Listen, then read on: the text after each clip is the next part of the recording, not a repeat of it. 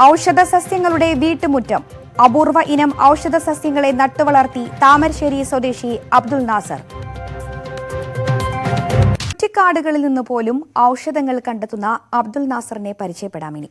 മരുന്നിലകൾ ഞൊടിയിടയിൽ തിരിച്ചറിയാനുള്ള കഴിവും അവയെക്കുറിച്ച് കൃത്യമായ അറിവും ഇദ്ദേഹത്തിനുണ്ട്. അപൂർവ ഇനം ഔഷധ സസ്യങ്ങൾ ഉൾപ്പെടെ നട്ടുവളർത്തുന്നുണ്ട് ഈ താമരശ്ശേരി പള്ളിപ്പുറം സ്വദേശി. കഴിഞ്ഞ 28 വർഷമായി ദേശീയ ആയുർവേദ ഫാർമസിയിലെ ജീവനക്കാരനായ അബ്ദുൽ നാസറിന് മരുന്നിലകളുടെ ഉപയോഗങ്ങളെല്ലാം മനഃപ്പാടമാണ്. ഏതു മരുന്നിലയുടെയും ഉപയോഗത്തെക്കുറിച്ചുള്ള അഗാധമായ അറിവിനൊപ്പം ഇവ ഞൊടിയിടയിൽ തിരിച്ചറിയുവാനും അബ്ദുൽ നാസറിനാകും. താമരശ്ശേരി പള്ളിപ്പുറം തുവക്കുന്നിന്മേൽ അബ്ദുൽ നാസറിന്റെ വീട്ടുമുറ്റം നിറയെ മരുന്നു ചെടികളാണ്. ചിലപ്പോൾ ചില ആൾക്കാർക്ക് ഒരേ ഇലകളൊക്കെ കഴിക്കാൻ വേണ്ടി, ചിലപ്പോൾ ഇരക്കിൻ്റെ ഇല മാത്രം മതിയാവും, ചില ആൾക്കാർക്ക് ആലോടകം മാത്രം മതിയാവും, ചില ആൾക്കാർക്ക് ഒരുപാട് ഇലകൾ വേണ്ടി ആവശ്യക്കാരുണ്ട്.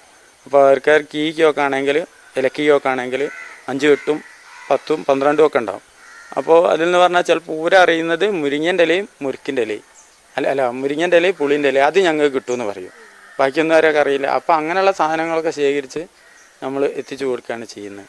കരിനൊച്ചി, പാൽമുരുക്ക്, 2 ഇനം തുളസി, ഇലകള്ളി, ആടലോടകം, 2 ഇനം ശംഖുപുഷ്പം, നാഗവെറ്റില, എരുക്ക് തുടങ്ങിയവ നാസറിന്റെ വീട്ടുമുറ്റത്തെ പ്രധാന ഔഷധ ചെടികളാണ്. പശുപരിപാലനം, പ്രാവ് വളർത്തൽ, അലങ്കാര മത്സ്യകൃഷി തുടങ്ങിയവയ്ക്കും നാസർ സമയം കണ്ടെത്തുന്നുണ്ട്. ഔഷധ സസ്യങ്ങൾ കൂടുതൽ നട്ടുവളർത്തി കൂടുതൽ ആളുകളിലേക്ക് എത്തിക്കാനാണ് അബ്ദുൽ നാസറിന്റെ ശ്രമം. ന്യൂസ് 18 താമരശ്ശേരി.